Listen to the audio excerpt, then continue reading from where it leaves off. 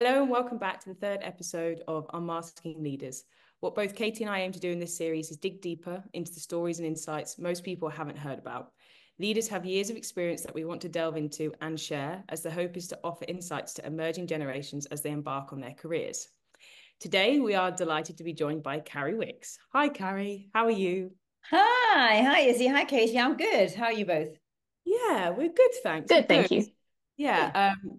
So thank you for being with us today. As you know, we do just have a few questions for you. We'll try not to get too carried away.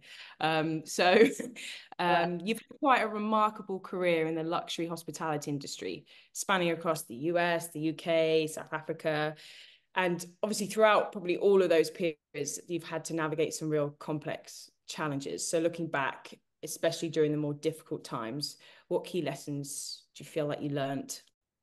Yeah, I mean, obviously there are darkest moments in everyone's career life and personal life as well. So I think it's balancing and making sure. I mean, personally, for me, it was always, I think when you're having that you often when you're on a you've had your career's going so well, then something happens that you kind of throws you out of kilter.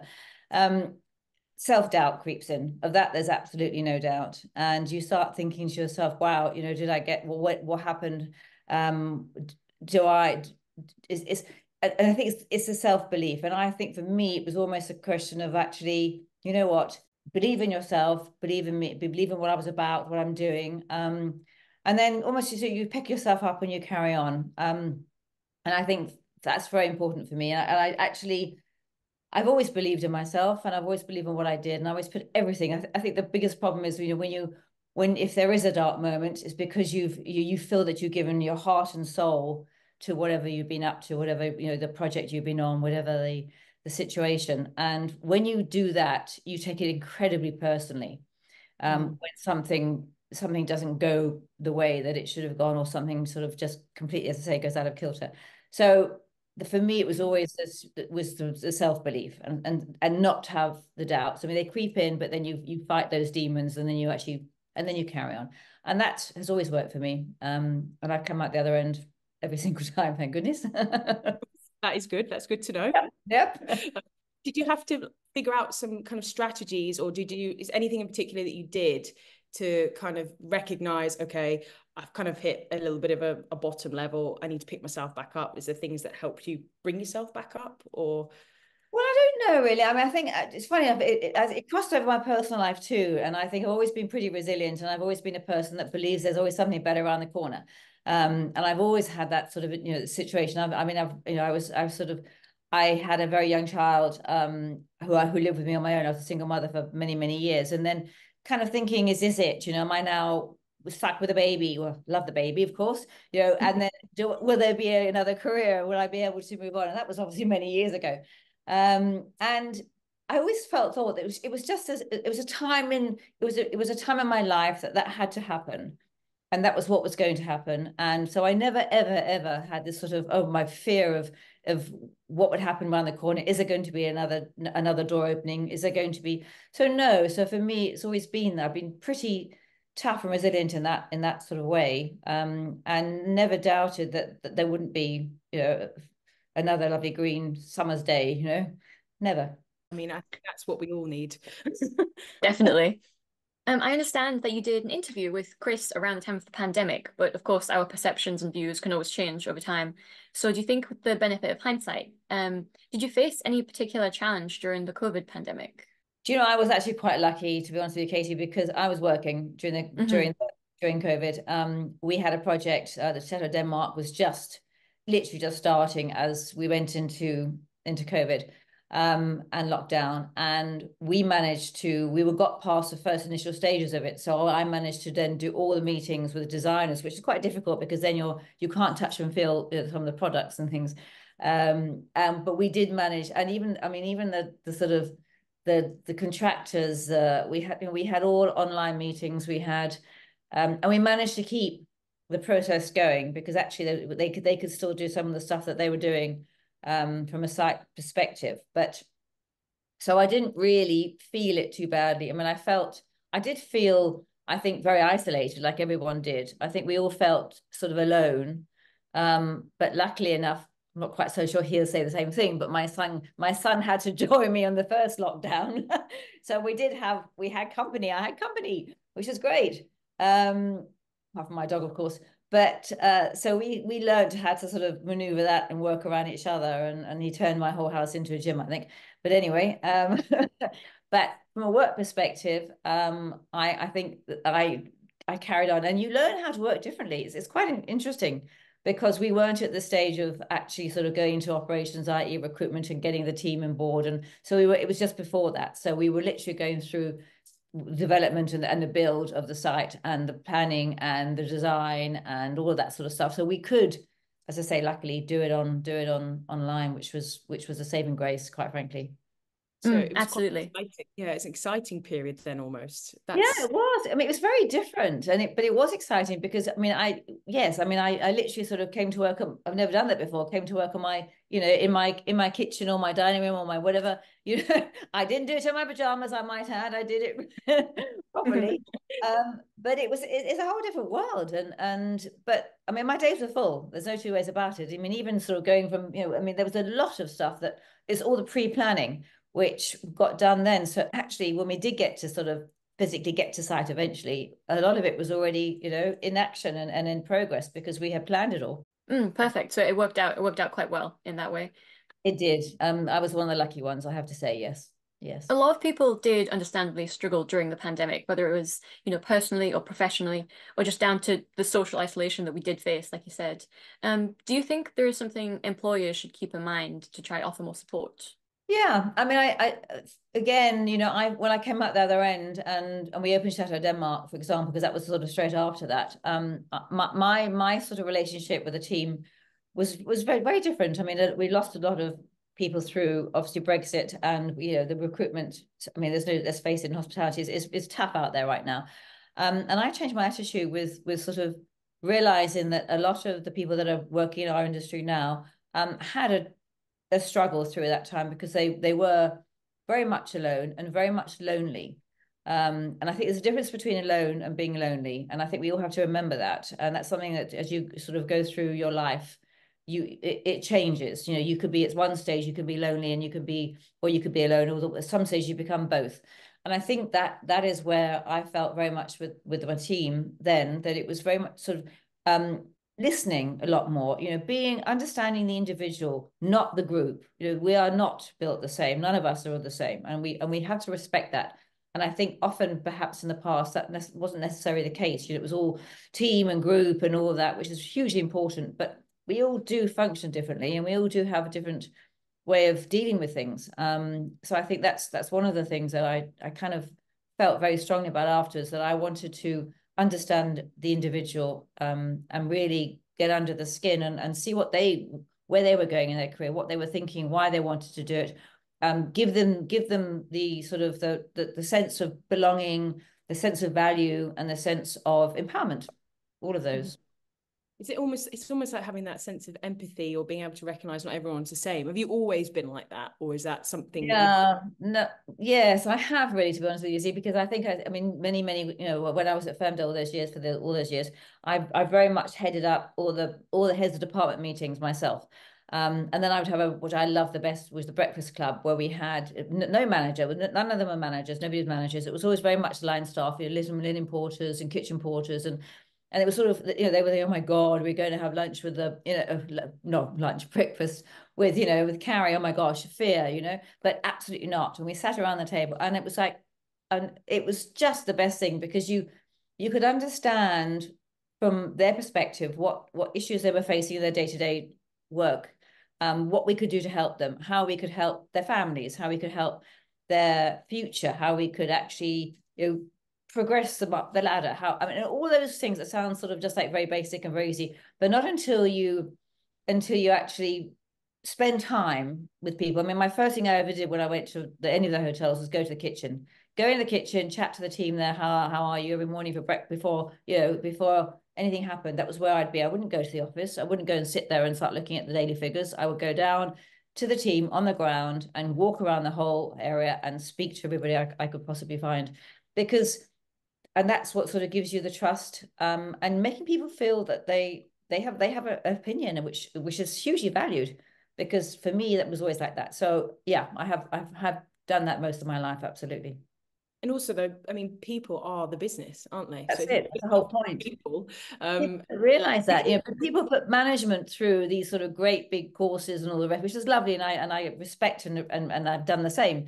But it's you know, it's the team who's talking. I mean, you're walking through the corridor and a room attendant walks through, or there's someone come out of the room. I mean, just to say good morning to somebody as they pass through makes that person who's staying there feel a little bit more, okay, I'm welcomed here as a guest. I haven't seen a linen trolley or a room service tray, oh my God, my worst, on corridors, you know.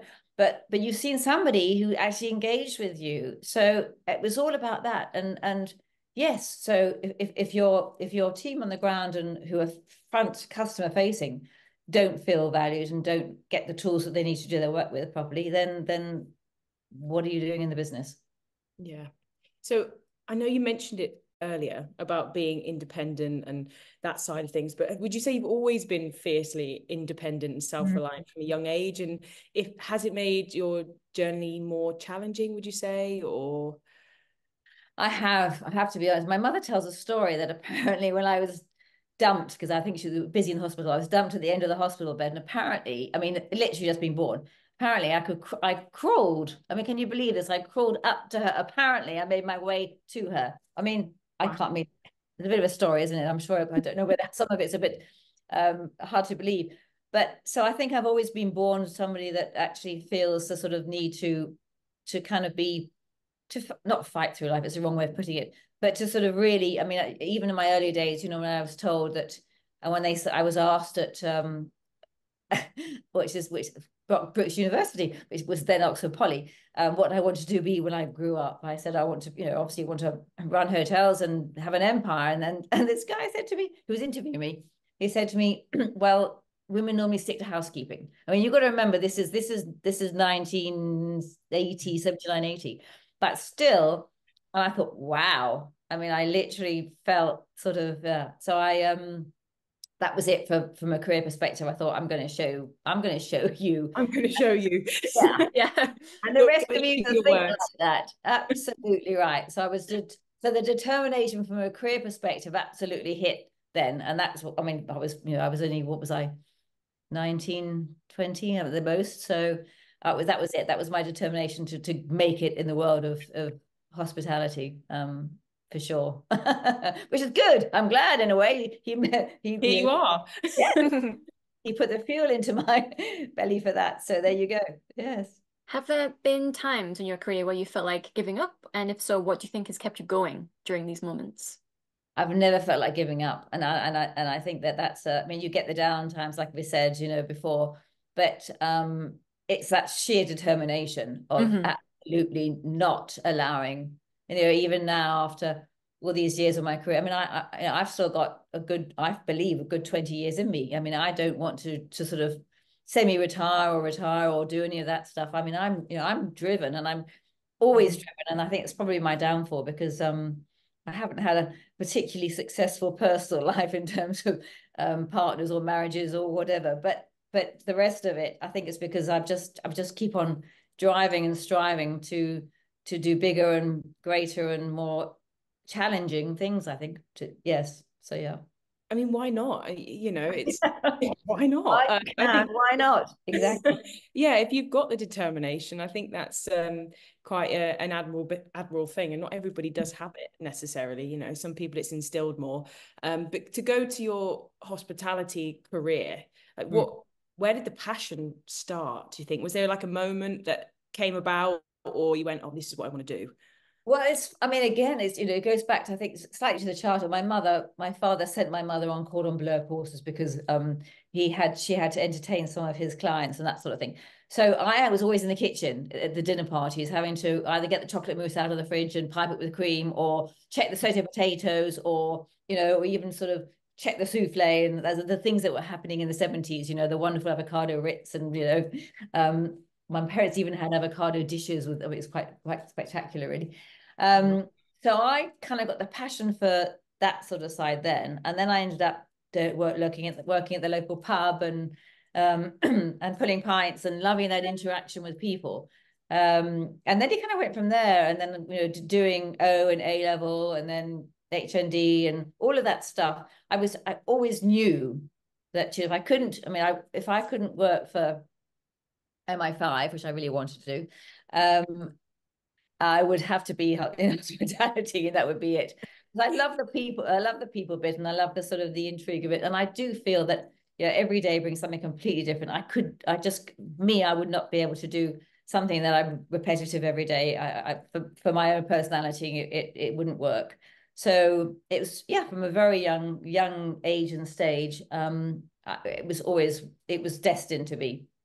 Besides wanting to work for MI5, is there one thing in your journey that you think would surprise people the most about you?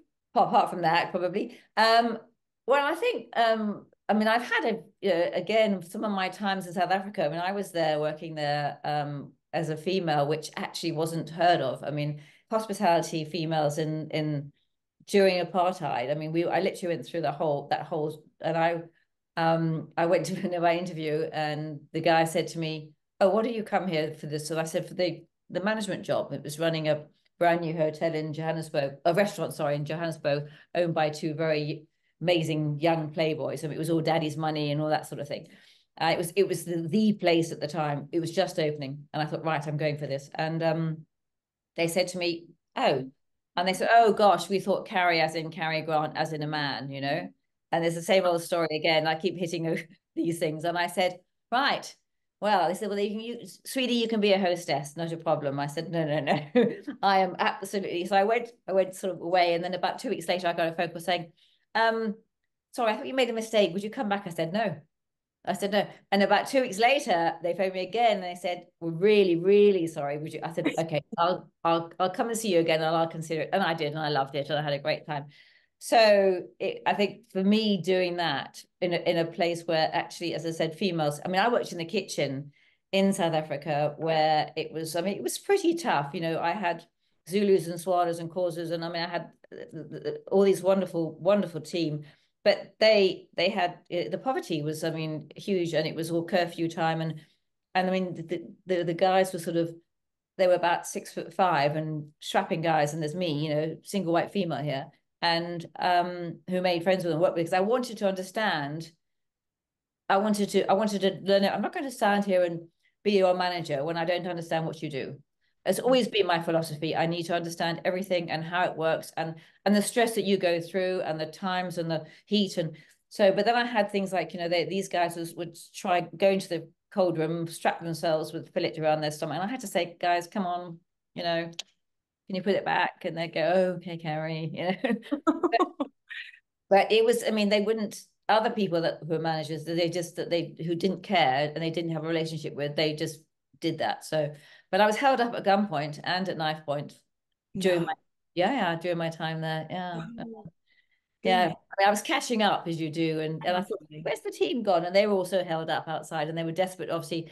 But I mean, how your instinct is to sort of say there's no money and hide it all, and which is just what you do. It's the most crazy thing. Take it, don't hurt me. But no, I'm trying to protect the cash that we took from the day before. I mean, anyway. Were you fine after that, or was everybody needing a bit of time off, or was it quite? No, I mean, this is a long time ago, and I think even when I had Tristan in South Africa, I was working from my hospital bed, sending airplanes up to Bazaruto, Mozambique Island, and I was back. So I mean, that's how it worked at the time. So no, I mean, I had to think back now, and I think, gosh, but I think your adrenaline kind of floods in, and you just get over it, and afterwards everyone, I mean, the team were out there, and there was all a lot of hugging and kissing, and thank God everyone was okay, and that's what it was. It's all about making sure that we all looked after each other, and we did. It's the team element, isn't it, which is always absolutely what comes together. I mean, they were so upset and so angry that they couldn't, because they were being held somewhere else, so they couldn't rescue me or however, but so it was nobody's fault. It just happened, and nobody got hurt, and that's we were all right. Sometimes things like that can actually bring you closer, probably as a team as well, doesn't it? Sure. Yeah. I mean, actually, as it happens, a lot of those people that I worked with at that stage, and that was quite early when I was in South Africa. I had my own restaurant about oh gosh, about 6, 7 years later, and they all came to work for me there, which is great. That tells everything, doesn't it? Tells you everything you need to know. That's lovely. Yeah. And actually, funny enough, when I was running oh my gosh, many years ago, running a hotel in Franschhoek. And then when I went back to Liu, I went to Liu rather, about 4 or 5 years ago now, one of the women came running out and said, oh my God, I've got to tell you, my husband's career, I mean, this is South Africa again. And he said, this is all because of you, because you gave him that chance, and he's now night manager, and he was at and so I did a full circle. So I started somewhere with him when Tristan was, I going to do it with my child's age, when Tristan was 2, and went back there when he was 24, 25, and the same guy connected with. Oh, that's amazing. Mm. Do you think then, off that, what you've just said then, is there somebody in your career that you feel like it was a pivotal moment, that person really set you up, or like somebody above you that was a leader and you just, you're grateful for what they did for your career? Is there anything for you? Don't know if there is anyone particular that I didn't have a mentor or somebody that I could sort of aspire to, but I just do remember one of my very early interviews before this one I was talking about just now. And it was very funny because I walked in and the guy said to me, would you like a cup of coffee? And I said, yes, please. Yes, thank you. And he said, it's over there. Mine's black with 2 sugars. And I thought, oh, and actually that was almost like saying, get on with it. You do it yourself. And that's how you pave the way, And that's always stuck in my mind as something that I thought, and then afterwards, when I was working with him, I admired his way of, and I think I probably sort of emulated a little bit of it. He was incredibly independent, but also gave everybody the ability to be the same.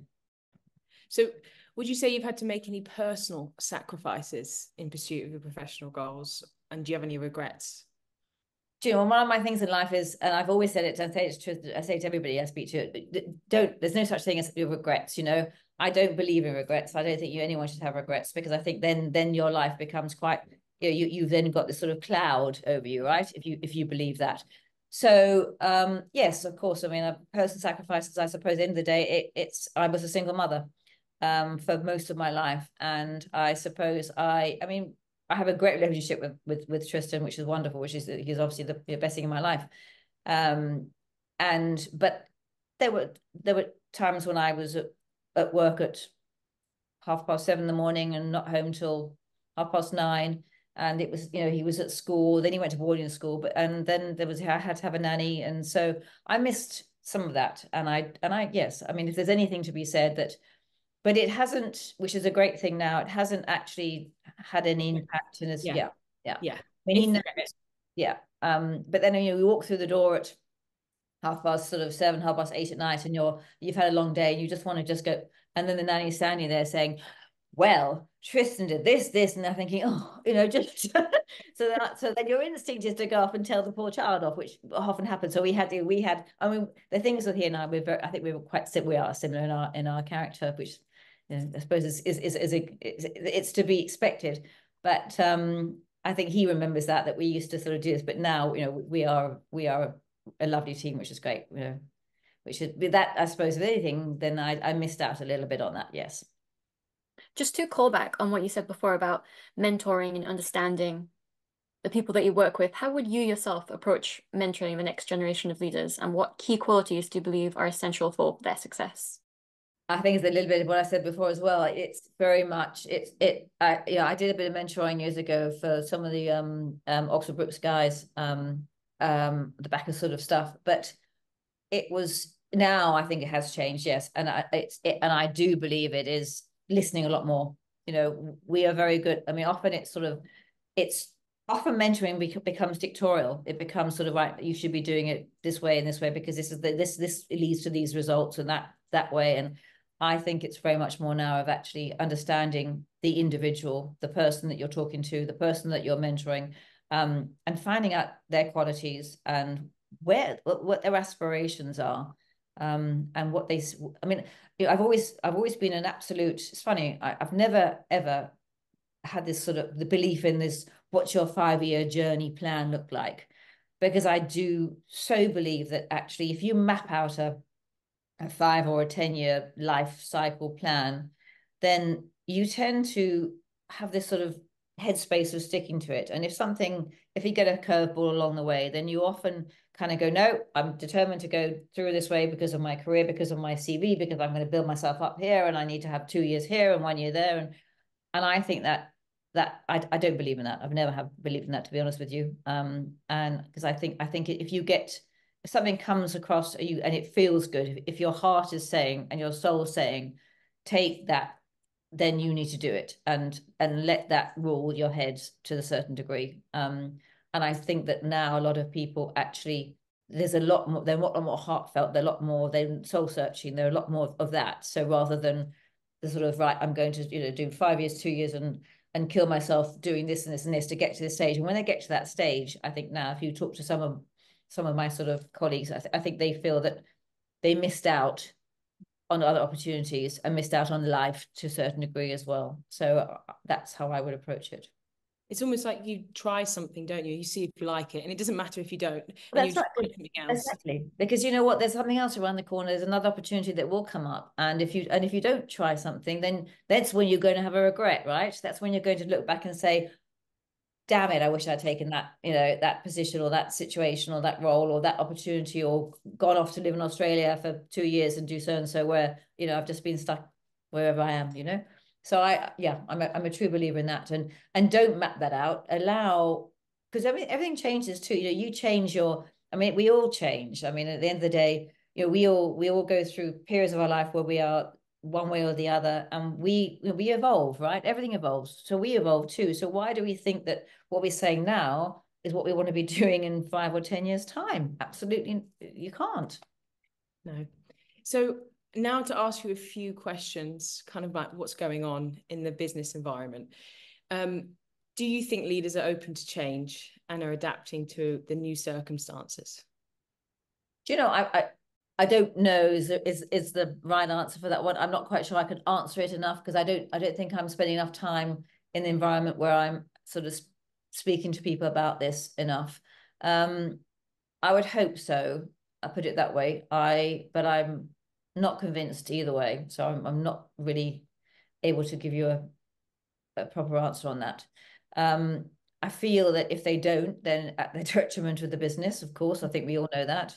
And having spent, the last couple of years with the last project I've just done, I can see a complete change in the people that are now coming to our industry and what they want out of it. And the loyalty, whereas it was sort of always like hard work and you get promoted, it's a different world now. People are wanting other things. They are wanting the ability to be, the flexibility of work time, the buy-in of who you are, what you are, the wellness, the health, all of that is massively important. And it's a different mindset.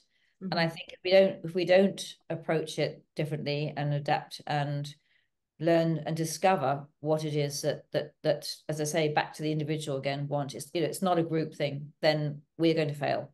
Yeah, it's a holistic thing, isn't it? It's absolutely the whole, we've all got so many different aspects of us that you want to explore. And I do think you're right. I think there's a lot more of that coming through with the young people wanting, their own time for other things as well. Yeah, it absolutely. And I feel that, I didn't grow up with social media. That wasn't my childhood or my early teenage years. So I was, in a way, I feel actually a little bit lucky. And it sounds a terrible thing to say, but I think that I wasn't accountable. Now people are accountable for every second of their day, and it's so the infringement, the sort of the kind of pressure and the sort of on people to act, perform, to be something that perhaps inside they're not. They haven't got a chance to really necessarily to develop their own personality in a way. I mean, that sounds terribly sort of, but I don't mean it. I think almost like they given that choice and chance without having to be scrutinized every however many minutes a day, then gives you the ability to sort of just be you, and more freedom. Yeah, and allow yourself to develop at whatever we develop at different stages and ages and time frames and all of that. So you can't expect we're not all clones of each other. We just don't do the same thing all the time. And that I think is quite sad, because I do feel that people get lost along the way. Everyone talks about service, but as an industry, do you think we are committed enough to giving great experiences? Well, well, you're asking the right, but no, I mean, in a nutshell, I feel that we've, I mean, I'm working on a couple of projects now about experiences and how we can, and doing all that. And I feel that that's massively important, because I think that stimulates. I mean, again, you've got that stimulation now through everything we do in our life. We are through social media, through our day-to-day contact with people. So we think that we can switch off and just chill down and whatever, but actually we need to be stimulated. We need to be, but in a different way. So experiences in terms of that, but also experience in terms of service. I think that we almost hit a rock bottom a while back, and I believe that we're hopefully turning a corner there. But our industry, I feel we could do better. We could absolutely do better. And because I think, again, we're not treating the guests or the people, it doesn't matter whether it's a team or the guest, as sort of as somebody who's special enough. And quite frankly, if we think about it, with the cost of living and what's going on out there, everything that we do in our world is expensive now. Is expensive. And therefore, whether it's a cup of coffee, whether it's a lunch, whether it's whatever it might be, or going somewhere, having, say, even a visit to the theatre or experience, or I mean, now with the way that people are building different kind of experiences, and but they don't come cheap, and therefore it's not just a sort of a roller coaster of, right, get you in and get you out, and and take your money and that's it. And I think there's too much of that's going on. So do you believe that business has lost the balance between profit and purpose? I mean, it's a bit of a it's quite a broad question. Yeah. I think what happened, and I mean, again, it's everyone's going to say this, after COVID, it was trying to claim back some money that they lost during that when business shut down, and it hit us very hard in terms of operating businesses at the time. A lot of, as we know, businesses went under, closed down, big name brands that have been going for so long, or that you would never think would have an issue or problem, or so that was what happened straight after. But I do feel now that we're still in that cycle. I don't think we've come out of that cycle yet. But I also feel that Brexit was also, when we lost so many good people who decided to go home to Europe, and so forth. And so in terms of people who, yeah, I mean, the long and short story, I do think that there is. I hope we've turned a corner, and we're going to improve on that. But for now, I believe that what we haven't done, we're not doing enough of, is actually putting the people at the center of everything. It's a transition maybe though, isn't it, as well?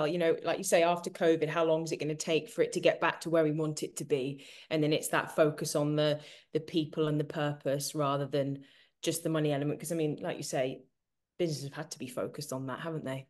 They have. But you know what? How long can we go on blaming COVID for everything? There's also that element too. And I think we've got to stop and get over that, and actually look back at and now look at how we've come out of it. And I mean, I think it's terrible. I mean, imagine trying to do your O's and A's, at that time with all that. And I mean, that must be, and that generation coming out now, it's tough. It's really tough. So I do believe that it's.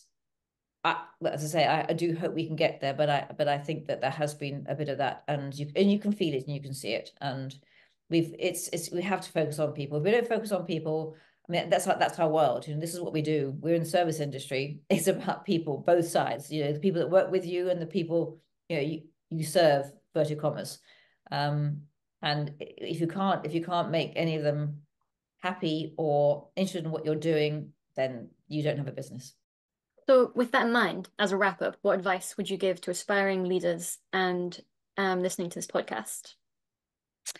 I listen, find out what's going on, talk to your teams, have really empower people, have think tanks, have open forums, give everybody I mean, yeah, allow people to sort of develop in their own way, in their own time, and don't put too much of a structure around it, I think, to a certain degree as well. Freedom. I mean, I think we all want the freedom. We've been given that taste of it all now. But I think that for me, again, that's important, and allow and value, you know, just make sure that you absolutely value every single person that you work with, and you work for. And yeah, and empowerment, you know, I mean, I can't say enough about those two words. For me, they're the most important words, quite frankly, because if you don't give people the ability to make decisions without having to check on something all the time, then that you'll get nothing out of it. I mean, I used to say to the team, as I say, you know, if you got an unhappy guest, do what you have to do. Hope we didn't have very many of them, my dad, but do what you have to do. Except a whole year's accommodation free. That's where I will stop, you know. And, you know, that's a little bit too much, you know. But and I said, I have your back. You know, the whole point about all this to leaders, you know, have your teams back. Don't just throw them under the bus afterwards. Don't just sort of think that, just have this sort of, and also I think culture and ethos, and what is it that your company or whatever business that you've got actually stands for? What are your, I mean, the word, you know, it gets so well overused, values, but I think culture for me is the big thing. You know, does everybody understand what you are trying to achieve and who you are and what you're about? Because if they don't, and if you don't, because it starts from the top, then you don't stand a chance either. Absolutely. I think we've definitely dug deep with you today, Carrie. So thank you so much for joining us and sharing your insights. Absolute pleasure. Nice to see you both again. Thank you, Carrie. Yes, Izzy and I truly enjoyed the conversation, and I'm sure our listeners did too. And of course, thank you to our listeners for tuning in to our third episode. We hope to welcome you back for our fourth.